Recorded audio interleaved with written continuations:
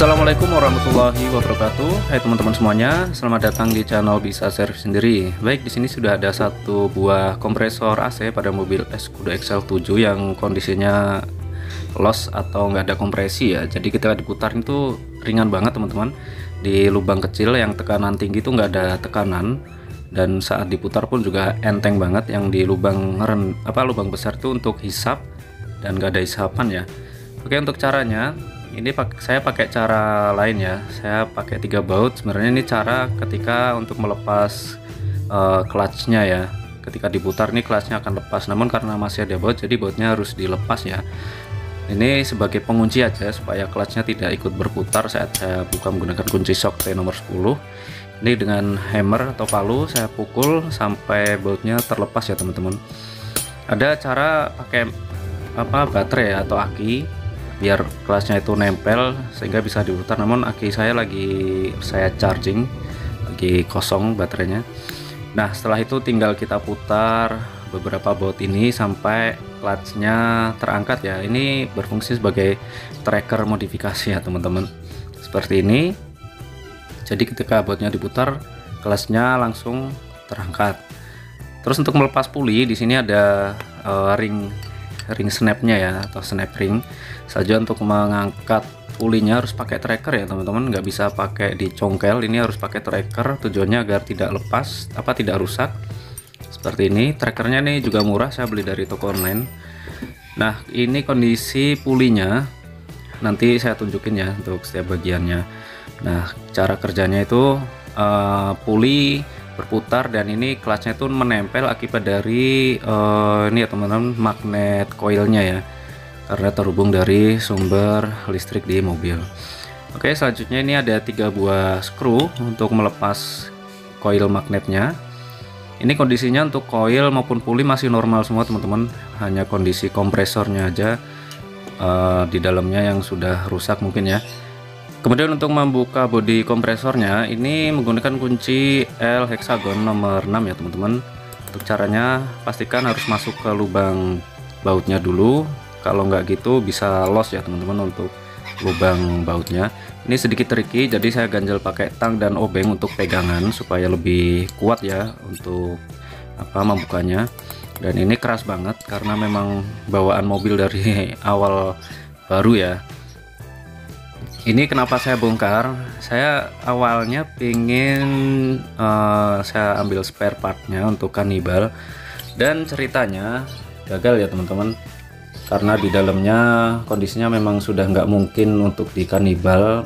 Beberapa bagiannya sudah aus seperti itu ya. Oke, ini sudah terlepas. Selanjutnya kita ketok menggunakan palu.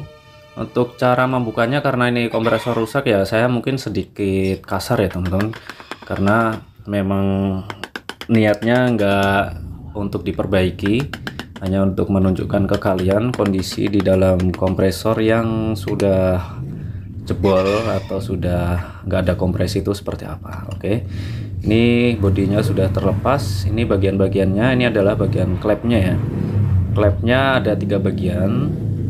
Dan kita lihat di sini sudah sangat kotor ya, ada tumpukan gram-gram warna hitam. Memang dulu ini sudah ngorok banget teman-teman. Ini bawaan mobil yang pertama. Oke, ini bagian klepnya. Selanjutnya untuk bagian atas, bagian depan ini saya pukul aja pakai palu karena agak keras ya. Nah, ini sudah terlihat bodi liner pistonnya beserta piston dan shaftnya ya, atau istilahnya kruk as gitu teman-teman. Oke, bagian dalam ini masih ada bodi atau liner pistonnya. Ini saya ketok biar copot ya dari dalam karena memang sudah lengket. Nah, ini bagiannya. Jadi model kompresor AC Skoda XL7 ini piston dan linernya itu ditutup pakai cover ya teman-teman, istilahnya ya, seperti itu kurang lebih. Kalau kalian lihat ini baretnya itu sudah parah banget ya. Ini yang bikin suaranya ngorok teman-teman, dan ini nggak bisa dibenerin ya. Kalau yang saya pelajari dari beberapa sumber kondisi seperti ini sudah nggak bisa diperbaiki. Ini sebabnya kompresi dari kompresor AC sudah lemah dan malah nggak ada kompresi sama sekali. Mungkin ada, namun harus dengan kinerja putaran yang tinggi ya, itulah sebabnya kita mesin RPM-nya tinggi, AC baru dingin ya, salah satunya karena kompresinya sudah lemah.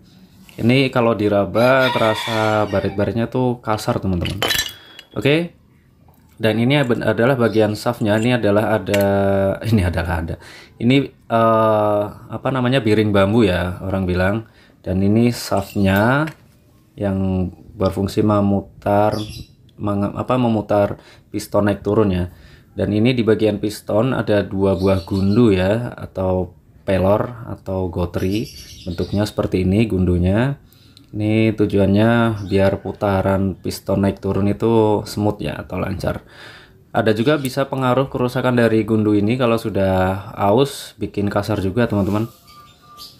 Oke, lanjut. Ini bagian klepnya juga sebenarnya masih bagus teman-teman. Untuk klepnya ini masih rapat, hanya kotor aja. Mungkin kalau bagian klep di Cannibal masih bisa, namun yang bagian ini, bagian liner piston beserta pistonnya itu udah nggak bisa teman-teman. Spare partnya pun juga saya yakin nggak ada. Ini ya, ini copotan yang dulu saya pasang juga sudah saya lepas, saya bongkar.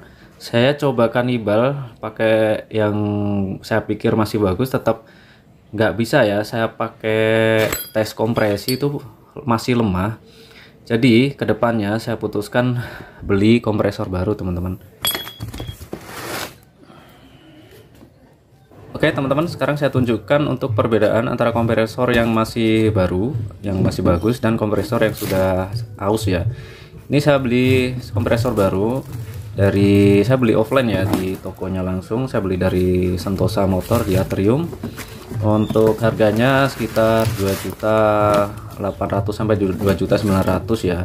Di online pun ada, namun nggak beda jauh, karena saya pikir kalau ada ongkirnya juga lumayan jatuhnya. Ini mereknya Dexel ya. Saya cari Valeo di toko, kebetulan nggak ada. Ini sekilas saja saya tunjukin perbedaannya.